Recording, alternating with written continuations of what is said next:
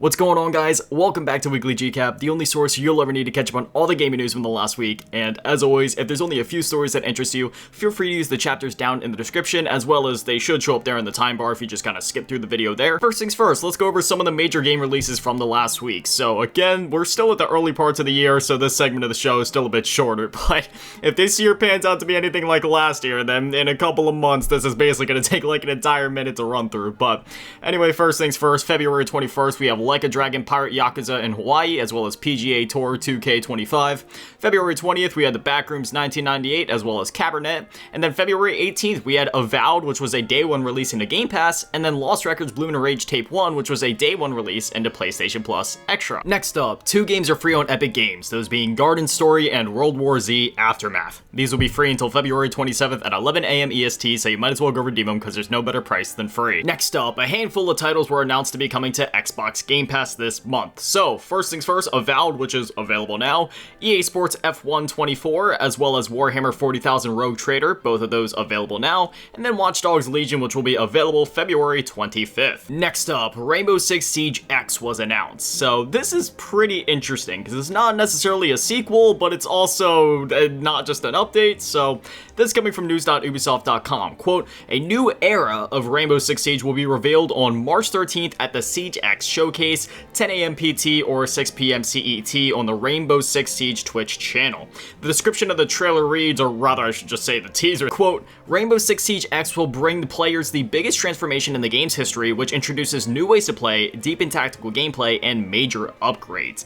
And again, they did go on to mention that this isn't necessarily a sequel, but it's also not necessarily just an overhaul or an update. They're describing it as the next evolution of the game. So I have no idea what this means, even players in the community aren't sure what this means, and while typically I probably wouldn't have covered something like this, like, I don't know, I might have since it's such a major title, it's just the fact that it's been so long, at least comparatively speaking to a lot of other live service games, since Rainbow Six Siege released. This game has been around for a long time at this point, at least when it comes to the live service sphere, because we all know how quickly live service games come around and then dip out in less than a year. Not only has this game stuck around, but it's continued to be ever popular. You know, obviously the player base has kind of peaked and dipped from time to time, just depending on what's going on with the game, the state of the game, the metas, the updates, the content releases, and such. But with this, the hype seems to be pretty massive online and within the community from what I've seen. So I'm expecting a second boom for Rainbow Six Siege. I don't know if it's necessarily going to reach the heights that it once did. Hopefully it can, because I want nothing but the best for every game that releases. At the very least, I can tell you firsthand, I played a good bit of Siege back in the day, especially like back in high school. So personally, I'm really looking forward to diving into Rainbow Six Siege X, and once this event happens here in about 3 to 4 weeks, I will let you guys know everything that we find out. Next up, Digimon Con was announced, and the reason that I'm mentioning this is because it does pertain to video games. So,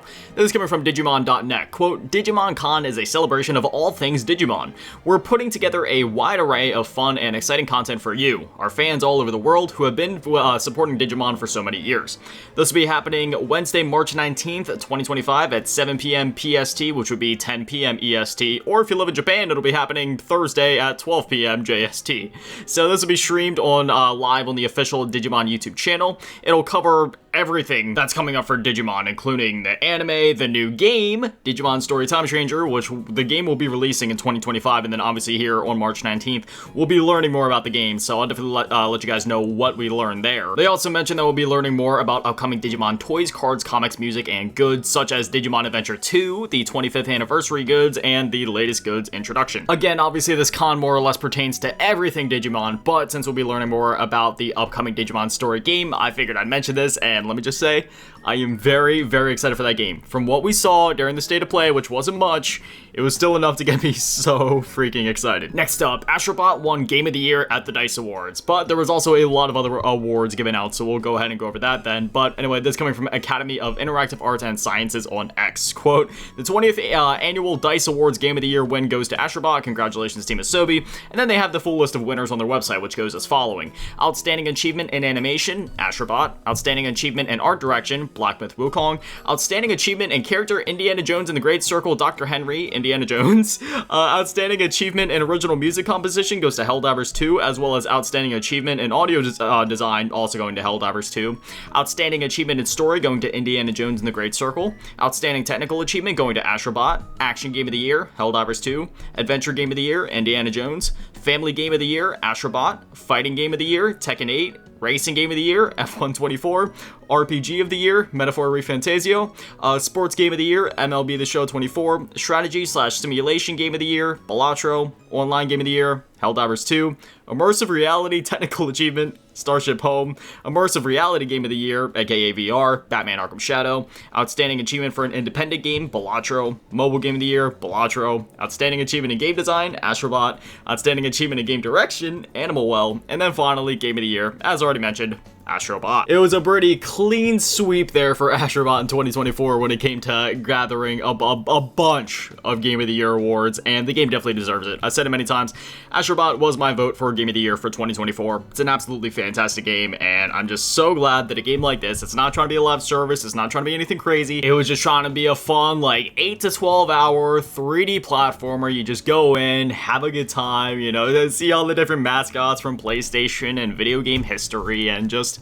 enjoy the ride. No bells, no whistles, none of the unneeded monetization attached, and furthermore, just to spit in the face of monetization, the game has been getting constant free DLC and updates. There's been no paid additional content. It has all been free. All the levels, all the updates, all the DLC, all the crazy stuff they've been adding, all of it has been free. So in that sense, it is kind of like a live service almost, because they're still servicing the game and providing it with a bunch of updates on a regular basis, but it's not really a live service because it's not built out that way. It's just the team being like, hey, this game did really well, and Sony's being like, hey, you guys won Game of the Year for us, just do whatever you want at this point, I'm assuming.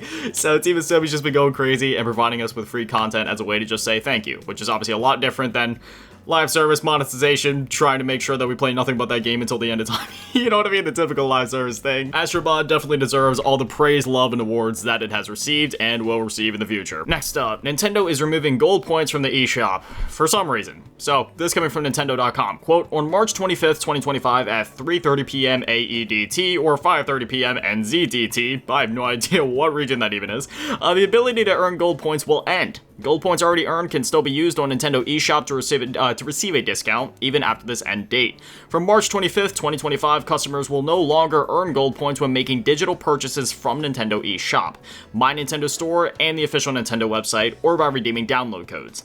Pre-orders for digital titles from Nintendo eShop, My Nintendo Store, or the official Nintendo website made by March 24th, 2025 will still earn gold points regardless of the game's release date, even if the payment is processed after the 24th of March. Gold points can still be earned by registering physical game cards from the home menu of a Nintendo Switch console as long as the title has been released by March 24th, 2025.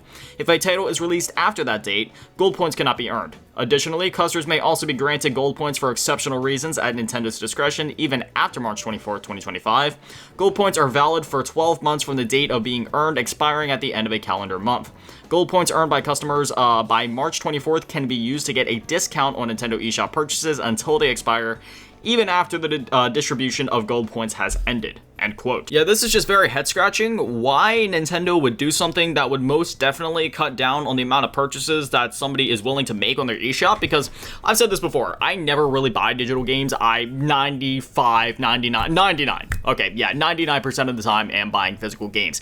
There is only like rare exceptions where maybe once or twice a year I will buy a digital game, and I can tell you right now, the only times that has happened has been when I'm on the eShop and I realize, oh, I have some gold points to spend, and oh, look at this game, it's on sale for like $3. I mean, you know what? It's an indie game. It only had a physical print from limited run, and now it's been scalped to death, and it's triple its MSRP on eBay. So it's either I spend $500 for this indie game, or I just spent $3 to get it here in the eShop, and I already have all these gold points saved up, so I might as well just do that, and that's usually the only reason that I'm willing to do something like that. But now that won't even be a thing, so I guess now my 99% will just officially become 100%. I 100% of the time now just buy physical games. It is what it is. I always feel a little guilty buying digital games anyway, so now I just have a perfectly reason to go 100% physical rather than 99%. Next up, Microsoft's generative AI for gaming called Muse was announced. This, not exactly a headline I was thrilled to read, but this coming from news.xbox.com, quote, In partnership with Xbox Game Studios Ninja Theory, Microsoft Research developed a world and human action model, aka a WHAM, named Muse, a first-of-its-kind generative AI model trained on Ninja Theory's multiplayer battle arena game Bleeding Edge. Although it's still early, this model research is pushing the boundaries of what we thought was possible. We are already using Muse to develop a real-time playable AI model trained on other first-party games, and we see potential for this work to one day benefit both players and game creators, from allowing us to revive nostalgia games to faster creative ideation. Today, countless classic games tied to aging hardware are no longer playable by most people. Thanks to this breakthrough, we are exploring the potential for Muse to take older back-catalog games from our studios and optimize them for any device. We believe this could radically change how we preserve and experience classic games in the future and make them accessible to more players. Another opportunity we are exploring is how Muse can help game teams prototype new gameplay experiences during the creative process and introduce new content, taking games players already love and enabling our developers to inject new experiences for them to enjoy, or even enable you to participate in the creation process. We'll create opportunities for people to participate in this exploration, starting with short interactive AI game experiences for you to try on Copilot Labs very soon, which would require you to have a PC with Copilot on it, and for you to actually have it enabled, which for me, I do not. For Xbox, game creators will always be the center of our overall AI efforts. We believe there is space for traditional game development and future generative AI technologies that serve as an extension of creative work and offer novel experiences. As part of this, we have empowered creative leaders here at Xbox to decide on the use of generative AI. There isn't going to be a single solution for every game or project, and the approach will be based on the creative vision and goals of each team. To develop tools that are used in ways that benefit everyone, our innovation will continue to be built on our commitment to responsible AI and dedication to developing AI solutions guided by 6 principles: fairness, reliability, safety, privacy, security, inclusiveness, transparency, and accountability. You can expect more exciting announcements this year. This year about how we are using AI to empower game creators and provide the best possible player experiences across all devices. Also, stay tuned for more updates ahead of GDC 2025 on Xbox Wire and our AI Resource Hub as we continue to shape the future of gaming, supported by AI. End quote. I've said it before, AI has no place in video game development. Video games and video game development are an art form. Art can only be created by sentient beings. AI is not a sentient being. Part of what makes art what it is the emotion, the sentientness, if that's even a word. What mood is somebody trying to convey with something? What feelings are going into this? Are we trying to create a gritty atmosphere? Do we want a game that feels tense? Do we want a game that feels fast-paced? Do we want a game that feels slow? And that's the thing. Video games, as it is an art form, is all about the feeling as well as the experience. And again, when it comes to feelings, a computer, machine learning, AI, whatever, it doesn't have that. It doesn't have the capacity for feelings. It just has the capacity for whatever human coded it. And while yes, it's machine learning, it'll learn over time, the only thing that it can learn is things that already exist. And while yes, the same can be said for humans, humans are actually able to create something brand new, even if there was inspirations, whereas AI, it cannot create something new. It only puts spins on things that it has seen and learned. You see the difference here. An AI can look at a slice of pizza and say, okay, let me recreate something similar that also has all of the same contents. Cheese, pepperoni, well, maybe not pepperoni, some people don't like that, but you get the point. Cheese, sauce, crust, whatever. But when trying to recreate a pizza, if the only pizza that it has ever seen is a pizza with cheese, sauce, and crust, that's all you're ever going to get out of that AI. Whereas if, you have a human doing it, they can say, hey, you know what? Screw this. This is boring. Let's put some buffalo sauce and grilled chicken bits on it, and there you go. You have a delicious buffalo chicken pizza. And while, yes, to some extent, you can also have AI do that, it's also usually just because you tell it very specifically, hey, add this to this so this can happen, or do something, you know what I mean? Like, AI is just, no, I don't care what anybody else's perspective on this, because I'm sorry, but no, it's just, it's wrong. The only time where I can look at this and say, okay, you're onto something, and I would be okay with it being used in this way, is to revive older games, or not necessarily revive them, but just bring them back and make them accessible again. And you may be like, okay, you're kind of being a hypocrite right now because you just said that it has no place in gaming. But the difference is those video games already exist and were already created by humans. Those legacy games that they want to bring back, they were already created. So let's say, for example, I know this isn't one of the games, but let's just say, for example, it was Banjo-Kazooie, which again, obviously it's not that, I'm just using it as an example. Let's say Banjo-Kazooie in an alternate timeline was unfortunately lost to time. It was almost like a lost media. Well, in this case, the AI could work to, however they're using it, work to bring it back and make it accessible again. And in that case, I think would be okay because the game already exists. The only problem is that it is not playable, at least not to the majority of the market. And again, the art itself already exists. The AI would only be used to make the art accessible again.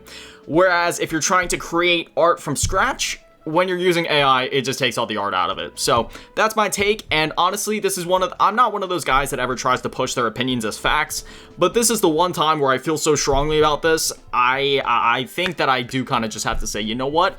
I'm gonna pass this off as a fact.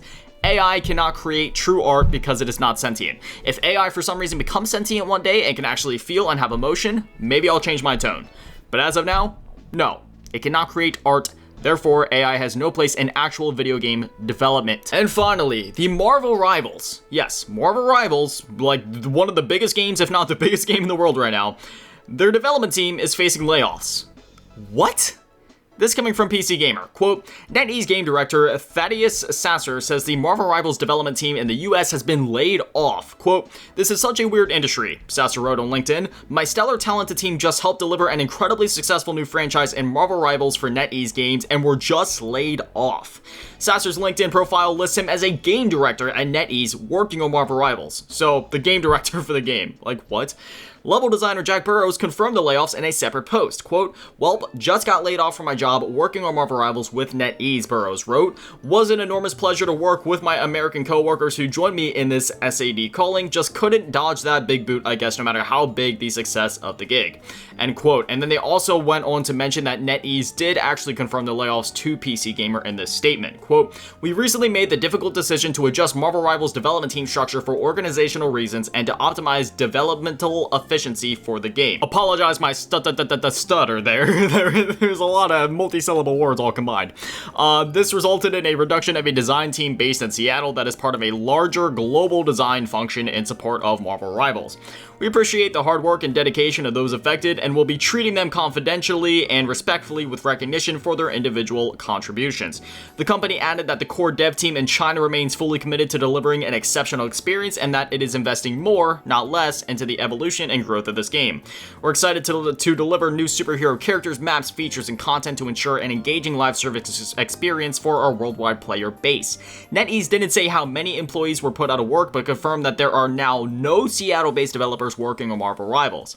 End quote. So if they weren't willing to give a number and the fact that there's no Seattle-based developers working on Marvel Rivals, you have to, I can only imagine, which I do not think they were all working remotely, which means there had to have been a studio there, which means an entire studio of developers. Again, this is just tinfoil hat territory on my end, but I can only assume that that means that they essentially just laid off an entire team. Again, I could be wrong about that, but if there's nobody working in the Seattle area anymore, but there was before, including the game director, then yeah, I'm pretty sure a whole team just got laid off. Obviously, this doesn't necessarily, like, spell the end for Marvel Rivals or anything like that. Like, there's always gonna be, they have, like, multiple teams working on this game as, all live service games nowadays.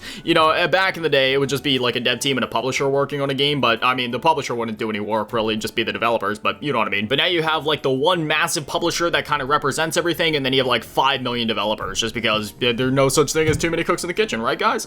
But anyway, yeah, this is just pathetic all around. I'm sorry. When it comes to the people that were affected by the layoffs, obviously I wish nothing but the absolute best for them, and my heart truly goes out to them, and I am frustrated and genuinely, excuse my language, but pissed off for you, because you have a game that is so successful like Marvel Rivals. It has taken over everything. It has taken over video games, social media, YouTube streaming, everything. Everybody's going crazy about this game. It's making an insane amount of money, and yet they lay off like what I'm assuming to be an entire dev team, or at the very least the game director and a handful of other people. Why is anybody getting laid off when the game is this successful and is bringing in this much money? Like the one guy said in the quote there, like, it doesn't matter how successful your game is, like, you're never guaranteed a job, you know, even if everything goes well. It's just, it's ridiculous. Obviously, it's not entirely my place to speak on this, so I want to watch what I say. I just... I could honestly sit here ranting and tangenting about the, you know, the layoffs in the video game industry. I mean, I've done it before. This has been a recurring subject on the show, time after time after time after episode, just constantly having to talk about layoffs. When is enough enough? I understand layoffs happen in every single industry, but the rate that it happens in the video game industry, and at the most peculiar times, like Tango Gameworks being almost shut down after releasing Hi-Fi Rush, which won tons of awards, and then this, Marvel Rivals, the devs being laid off. What? I just don't understand it, man. My heart truly goes out to everybody affected by the layoffs, and I hope you can find new and sustainable and reliable work here soon, because clearly NetEase, yeah, if you're looking to get into the industry, maybe stay far the heck away from them. But anyway, that is all the stories that I have for you guys this week. Definitely some unfortunate stories, and honestly, especially for the last three there, man, just a lot of scary stuff for the future. Nintendo discontinuing their rewards program, which is obviously the lesser of all the other evils we talked about, but that's still just kind of like a corporate greed thing there. Don't get me wrong, I love Nintendo, one of my favorite gaming companies, love them to death, always have, always will. But man, some of their business choices just really leave me scratching my head. Microsoft with their AI, that just makes me sick. I'm just gonna put it as it is, makes me sick. And then the whole Marvel Rivals situation and the devs, it's sad all across the board. It is what it is. That's what we're looking at for this week. Hopefully next week we can have some more positive news. We had some positive news in here, like new exciting games and such, but still, just some of the downer stories just kind of spells out some scary things for the future. But anyway, new episodes of WGC or Weekly GCAP to go live every single Friday at 9 a.m. Eastern. I'd love to have you here. But anyways, that's gonna do it for me, guys. Thank you guys for watching. Have an amazing day and an amazing weekend. Stay beautiful. I love you all. Peace.